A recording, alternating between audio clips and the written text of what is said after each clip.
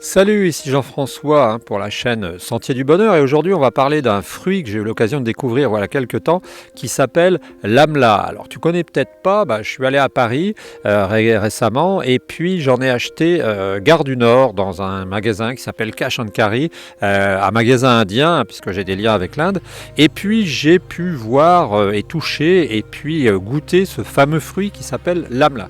Alors pourquoi est-ce que je te parle de ce fruit là je crois que ça s'écrit A-M-L-A. Eh bien tout simplement parce que ce serait un fruit qui a des capacités, des vertus antioxydantes absolument incroyables. Ce serait un fruit qui aurait un indice antioxydant qui serait 10 000 fois plus important que certains autres aliments ordinaires. Alors pourquoi est-ce que je t'en parle? Parce que dans un premier temps, on pourrait penser que ce fruit-là, c'est la solution à nos problèmes.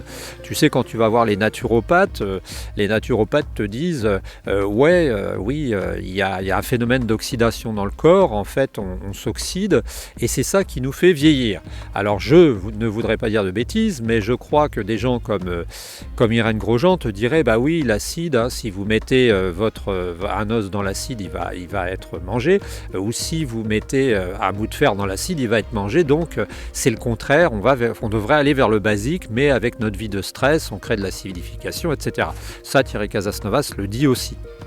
Et c'est vrai que quand on entend ça, on se dit bah oui, c'est tout à fait logique ce qu'il nous raconte, c'est-à-dire que ça paraît frapper du coin du bon sens, comme on dit. Ah bah oui, t'aurais de l'acidité, donc faut pas de l'acidité, donc l'acidité c'est mauvais. Alors tu sais que ça, les Américains ils l'ont bien compris parce qu'ils ont 2 ou 3 longueurs d'avance sur nous régulièrement.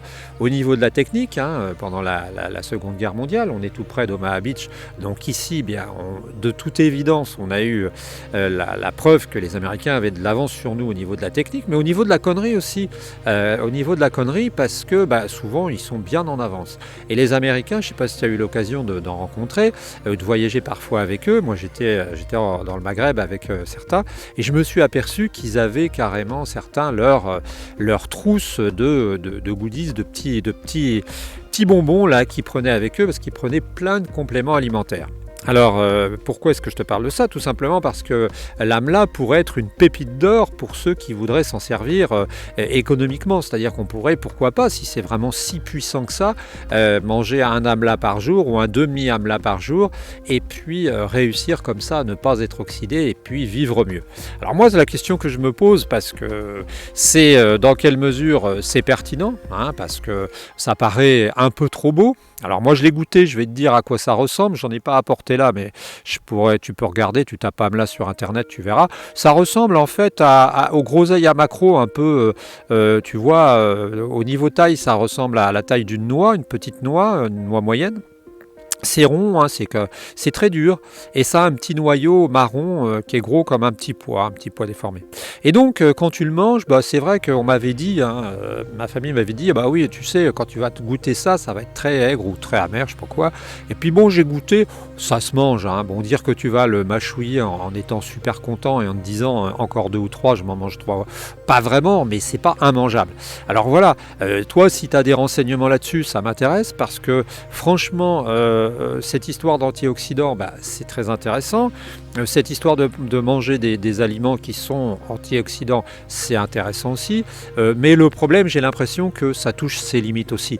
Et ça me paraît un peu trop, j'en ai mangé, ça me paraît un peu trop beau pour être vrai. Parce que c'est comme les gens qui te parlent du vinaigre et qui te disent « Oh, surtout le vinaigre, faut pas en prendre parce que c'est acide. » Et les acides, ça nous mange, et puis quand on est mangé, etc.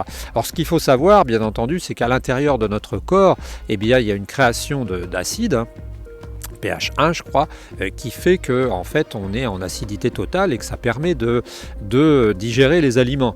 Donc si un acide un petit peu léger comme le vinaigre arrive dans notre bol alimentaire, j'ai pas l'impression que ça va changer beaucoup de choses. Maintenant peut-être que toi tu es scientifique, moi je suis pas un scientifique, je te parle de l'amla, je te dis dans ce cas-là, si vraiment c'est intéressant, on n'a qu'à faire un truc, on n'a qu'à se liguer, se grouper, et puis à recevoir de l'amla d'où ça pousse, je crois que c'est en Inde ou ailleurs, ou dans les Antilles, et puis eh bien, s'en manger un ou deux par jour. Voilà, donc moi je te dis, j'ai essayé l'amla, hein, c'est sympa, c'est pas immangeable, mais je me pose la question de savoir vraiment fondamentalement qu'est-ce qu'on peut espérer de ce fruit-là, quoi, hein, qu'est-ce qu'on peut en espérer, parce que faire un site où je vais te vendre de l'amla, bah, ça va être super facile, mais le problème c'est que qu'est-ce que ça va donner, parce que si toi quand tu fais pipi, bah, tu ressors 99% de ce que tu as pris, ça sert pas. Donc disons, les affirmations pseudo-scientifiques qui te diraient que ça marche, c'est bien, mais les affirmations pseudo-scientifiques qui seraient fondées, ce serait encore mieux. Voilà, bah, c'était une petite réflexion sur l'AMLA, l'ami.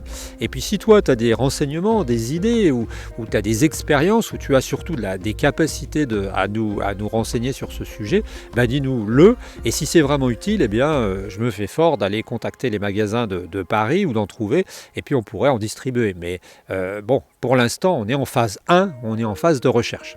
Je vous souhaite une bonne journée. N'oubliez pas de vous abonner à la chaîne Sentier du Bonheur, la chaîne pour avoir une vie pleine et entière, une vie pleine de sens. Et on se retrouve très bientôt.